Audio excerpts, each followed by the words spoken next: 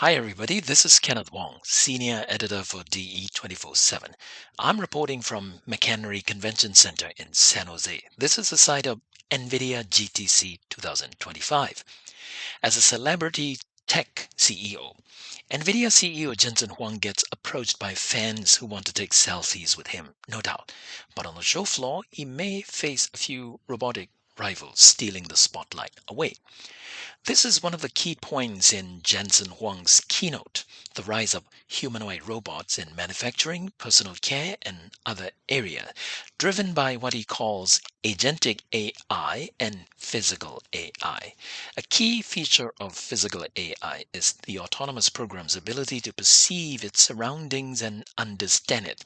It's one of the requirements for executing human-centric tasks, like selecting specific objects and placing them in certain places, or recognizing obstacles and avoiding them. At the show, a slew of CAE or simulation software vendors are announcing their software will support Blackwell Ultra, the upcoming line of GPUs.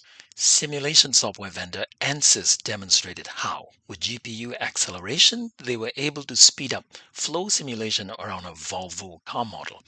According to the press release, they were able to reduce external aerodynamic simulation runtimes from 24 hours to 6.5 hours using just 8 NVIDIA Blackwell GPUs.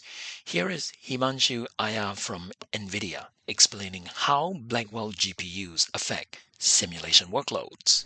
So the RTX Pro 6000 Blackwell GPU, as compared to the previous generation, is doubling in memory. So that means we are going from 48 GB memory to 96 GB memory in the GPU. So what this will enable designers, engineers, creators is you can now work with much larger models in terms of rendering visualization, in terms of simulations, in terms of AR, VR, and also AI processing power. So with 96 GB memory, you can fit much larger models, but at the same time speed up your acceleration, speed up your workflows. In some of the benchmarks and performance numbers that we have seen, the performance has improved anywhere from 2x to 3x based on the type of workflows, based on the type of models and such. So a huge benefit for designers and engineers with this new generation of GPUs.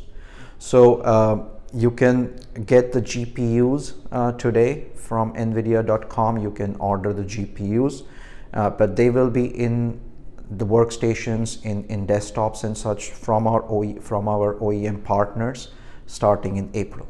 Another announcement of the show is DGX Spark, formerly called Project Digit.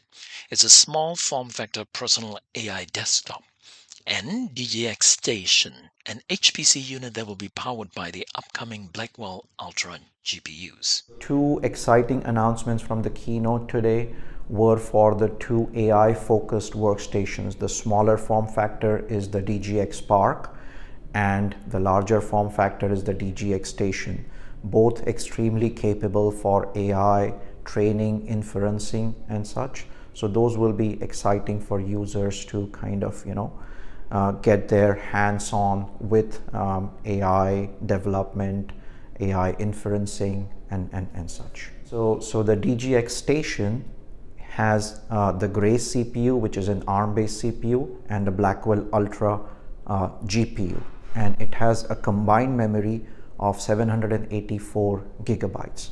So that can fit very large models on the same chip, right? So when it comes to designers, engineers, it can accelerate both your CPU-based workflows as well as GPU-based workflows, because a lot of CAD and CAE applications are CPU-based. So with the Grace architecture and the GPU Blackwell architecture, it can accelerate a lot of those workflows. In Lenovo's booth, we saw a VR car racing experience in progress, with all the stats and performance in real time displayed on an electric billboard. Here is Rob Herman from Lenovo.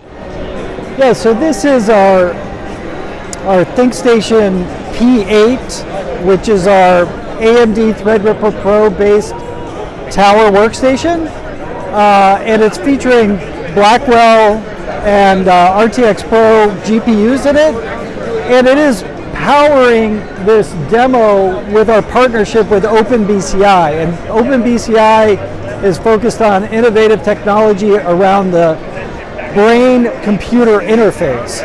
So what this device is doing with the power of the GPUs and the ThinkStation P8 is processing the brain waves of the person driving the car, and taking lots of different metrics in terms of heart rate and variability and other measurements of the brain, and using that to help assist the driver in actually navigating the course. So it's very innovative technology. We've been partnered with OpenBCI for a number of years, and we're proud to be the power and performance behind their technology. This is our ThinkStation P8, which is considered more of our mid-range to high-end performance tower workstation, and it features the AMD Threadripper Pro platform, and in addition to that, can support up to 2 terabytes of memory and up to 3 high-powered full-size GPUs. So, and in this case, we are featuring the new NVIDIA Blackwell 6000 class GPU here. In Dassault Systems booth, we saw Dassault 3D Excite Create and 3D Excite Show, a dual visualization solution powered by Unreal Engine.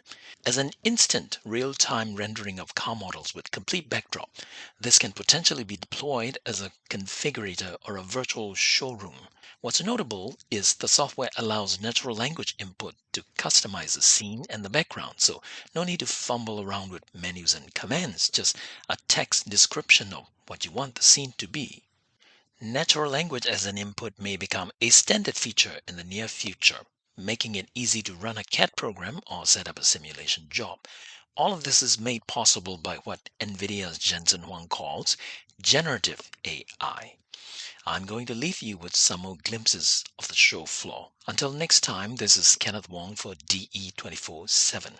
That's digitalengineering247.com.